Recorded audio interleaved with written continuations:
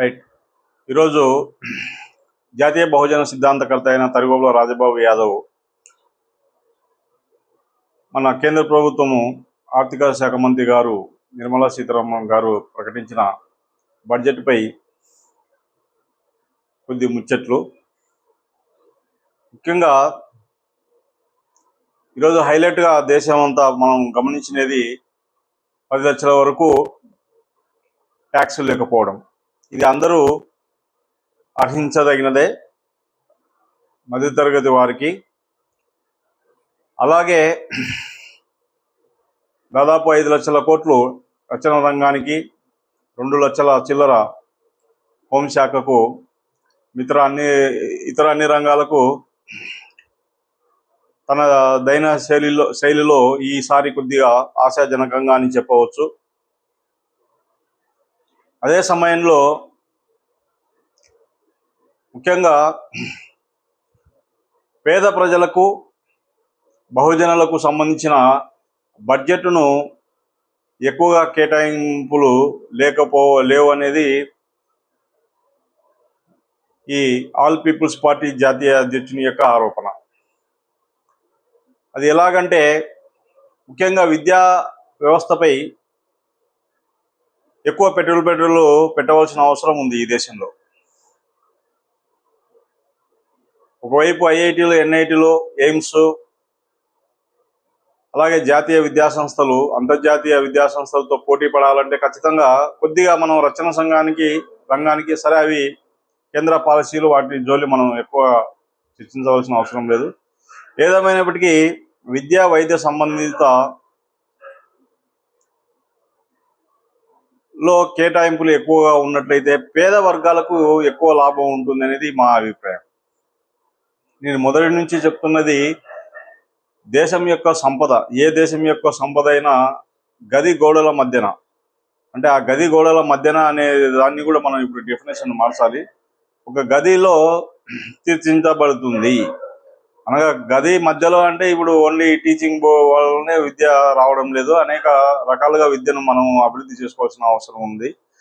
So అందులో భాగంగా కూడా వాళ్ళు కొన్ని ఏఐ వినియోగము, అన్ని స్కూళ్ళకు బ్రాడ్బ్యాండ్, సరే కేటాయింపులు వేరే ఉంటుంది, అమలులో వేరే ఉంటుంది. అమలులో కూడా వీరు కేటాయింపులు జరిపి విద్యా వ్యవస్థలో కొద్దిగా మార్పులు చేస్తారని చెప్పి ఆశిద్దాం. కాకపోతే మా యొక్క మెయిన్ డిమాండ్ ఏంటంటే దేశం అంతా ఒకే దేశము ఒకే విద్య, అన్ని క్లాసులకి ఒకే దేశము ఒకే విద్య ఉండాలి. అది కూడా నెక్స్ట్ ఎలక్షన్లలో వాళ్ళు మా పార్టీ సిద్ధాంతం అయితే అదే. మేము మా పార్టీ యొక్క ఈ మేనిఫెస్టోలో కూడా మనం పొందుపరచడం జరిగింది. కాబట్టి అటువంటివి ఏవి ఈ బడ్జెట్లో లేకపోవడం అనేది కొద్దిగా విచారించదగినదని చెప్పి మేము విశ్వసిస్తున్నాము. కాబట్టి వ్యవసాయ రంగంలో కావచ్చు, పరిశ్రమ రంగంలో కూడా బహుజనులకు వాళ్ళ యొక్క జనాభా ప్రాతిపదికన పరిశ్రమలకు ప్రోత్సహించడానికి ప్రత్యేక నిధిని కూడా ఏర్పాటు చేస్తే కొద్దిగా బాగుంటుందని చెప్పి ఆశ.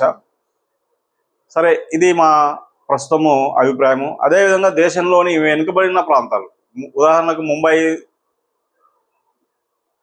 స్లమ్ ఏరియాతో మొదలుపెట్టితే ధారావి లాంటి దేశంలో ఇంకా స్వాతంత్రం వచ్చినప్పటికీ కూడా మురుగుకాలువ పక్కన దాదాపు 1 కోటి మంది ప్రజలు నివసిస్తున్నారు. వాటికి ఒక ప్రత్యేక నిధి, ప్రత్యేక అభివృద్ధి కార్యాచరణ ప్రణాళిక ద్వారా వారికి ఒక మార్గాన్ని చూపించే బాధ్యత కూడా ప్రభుత్వాలు తీసుకుంటాయని చెప్పి ఆశిస్తాం. ఎందుకంటే ఈరోజు మనం ప్రభుత్వాలు వసూలు చేస్తున్న పన్నులను ఒకసారి మనం సూచించినట్లయితే,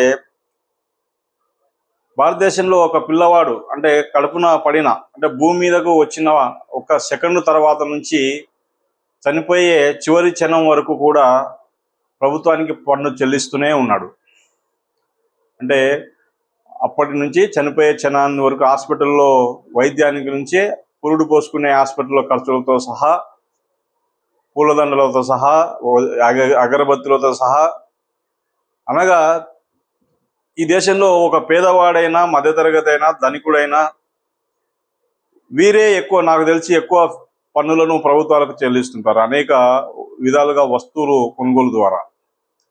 ఈ వసూలు చేసిన ఈ లక్షల కోట్ల రూపాయలను కేవలము ఒక 10, 20, 100 మంది పారిశ్రామికవేత్తల రుణమాఫీకి కేటాయించడం కూడా మనం ఈరోజు టీవీల్లో చూస్తున్నాం. అది ఎంతవరకు సమంజసమో అది ప్రభుత్వాలు ఆలోచించాలి. ఈ విధంగా ఆలోచన చేస్తే 70% పేద ప్రజలకు ఎటువంటి ప్రోత్సాహకరంగా ఈ బడ్జెట్ లేదు అనేది మా అభిప్రాయము. కాబట్టి మేము పేద ప్రజలకు, భారతదేశంలోని బహుజన వర్గాలకు మరియు అగ్రకులాలలోని పేద వర్గాలకు మేము ప్రకటిస్తున్నది ఏమంటే, ఫస్ట్ ఏ దేశమైనా ఏ ప్రజలైనా అభివృద్ధి చెందాలంటే 3 అంశాలను వాళ్ళు ప్రాతిపదికగా తీసుకోవాలి. ఒకటి, అందరికీ ఒకే రకమైన ఉచిత విద్య. రెండవది, అందరికీ వైద్యం. మూడవది కూడా అగ్రికల్చర్ కాలేజీలను ప్రభుత్వాలే భూములు కేటాయించాలి. ఎందుకంటే 100 ఎకరాలు 200 ఎకరాలు భూములు ఉన్నాయి. మన దేశంలో డబ్బు లేదు, భూమి లేదు ప్రజల దగ్గర అనేది, అంటే ప్రజల దగ్గర అంటే ధనికుల దగ్గర అనేది ఉంటుంది. ఈరోజు అమెరికా లాంటి దేశాలను 10 దేశాలను కొనేంత శక్తి మన భారతదేశంలో ఉండే ఈ అత్యధిక ధనవంతుల చేతిలో ఉంది. మన అది ఏ రూపంలో ఉంది అనేది కూడా మనకు అందరికీ తెలిసినదే. అది భూముల రూపంలో ఉందా, బంగారు రూపంలో ఉందా, లేకుంటే ఇంకొక రూపంలో ఉందా, షేర్ల రూపంలో ఉందా అనేది కూడా ఇది ఒక ప్రశ్న. కాబట్టి డబ్బు లేదు అనేది అది ఒక ఉంటుంది. కాబట్టి ఈ ధనికులు దాదాపు 10 లక్షల మందికి దేశంలో 100 కోట్ల నుంచి 1000 కోట్ల ఆస్తి ఉంటుంది అనేది కూడా అందరికీ తెలుసు. వారు స్వాతంత్రం యొక్క పోరాటాలను స్ఫూర్తిగా తీసుకొని కేంద్ర ప్రభుత్వానికి కొద్దిగా దానం చేసినట్లయితే మనకి ఈరోజు దాదాపు 10 సంవత్సరాల పాటు దేశంలోని అందరికీ కూడా ఉచితంగా ఒకే రకమైన ఉచిత విద్యను, అలాగే దేశంలోని అన్ని ప్రాంతాలకు కూడా బుల్లెట్ ట్రైన్లను,